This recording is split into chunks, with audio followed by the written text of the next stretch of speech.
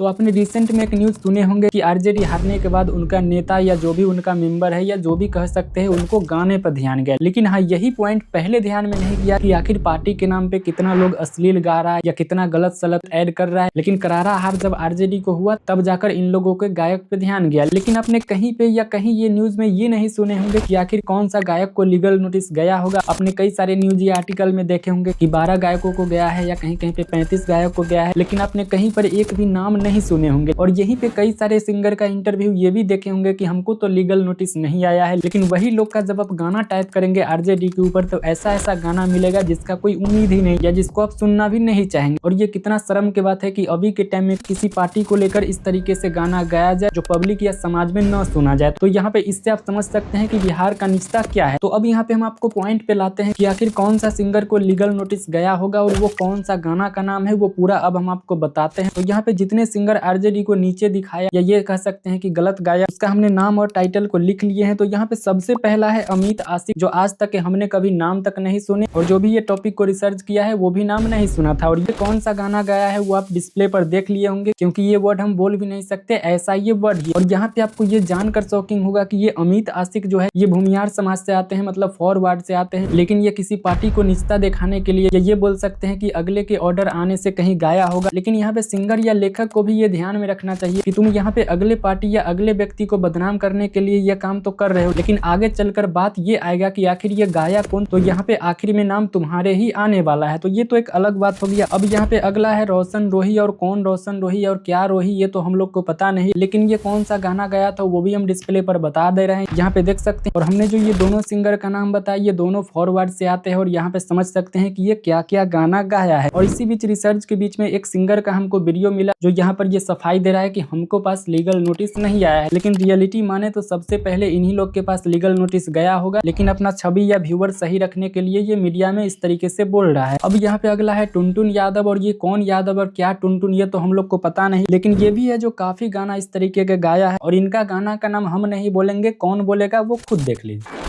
मारब सिक्सर के 6 गोली छाती में। तो देखो ये साधु बाबा जो गाना का नाम लिए वो तो राजनीति से रिलेटेड नहीं है, लेकिन ये व्यक्ति भी कई सारा आरजेडी पे गाना गाया है जिसका हम थंबनेल आपको दिखा दे रहे हैं। अब यहाँ पे अगले सिंगर का नाम है रितेश दीवाना, और ये क्या चीज का दीवाना है मुझे तो पता नहीं। और बिहार में हमको नहीं लगता है कि अपना गाला से एक को भी अपने तरफ दीवाना किया होगा, लेकिन यहाँ पे ये गाना क्या गाया है वो यहाँ पे देख सकते हैं। यहाँ पे ये लोग पे क्या बोला जाए ये तो कुछ समझ नहीं, लेकिन अब यहाँ पे हम अगले सिंगर का नाम बताते हैं। अब यहीं पे अगले लिस्ट में अहिरान स्टार कुंदन आ जाता है, और ये कौन स्टार या क्या अहिरान ये तो हम लोग के पता नहीं, लेकिन ये गाना कैसे गा रहा है वो यहाँ पे देख सकते हैं। अब इसी तरह से कई सारा सिंगर है जो अगर हम सबका बताए तो ये वीडियो 1 घंटा तक हो सकता है, लेकिन यहाँ पे समझ सकते हैं कि ये जितने जो सिंगर है इसमें से आधा को अगर जाति में बांटा जाए तो ये यादव से नहीं आते हैं, या तो ये फॉरवर्ड मिलेगा या क्रिमिनल जो भी मंत्री है उसका ये अंधभक्त मिलेगा। तो अब यहाँ पे इसी से समझ सकते हैं कि ये पार्टी का गलती है या सिंगर का गलती है। वैसे ये पूरा कांड लेखक पे ही जाता है, लेकिन सिंगर को भी यहाँ पे देखना चाहिए कि छवि मेरा खराब होगा, नाम मेरा खराब होगा, न कि लेखक का। लेकिन ये सब के बीच सबसे बड़ा अंधभक्त वो जनता जो ये सब गाने पे रील बनाया होगा या इसको सुना होगा।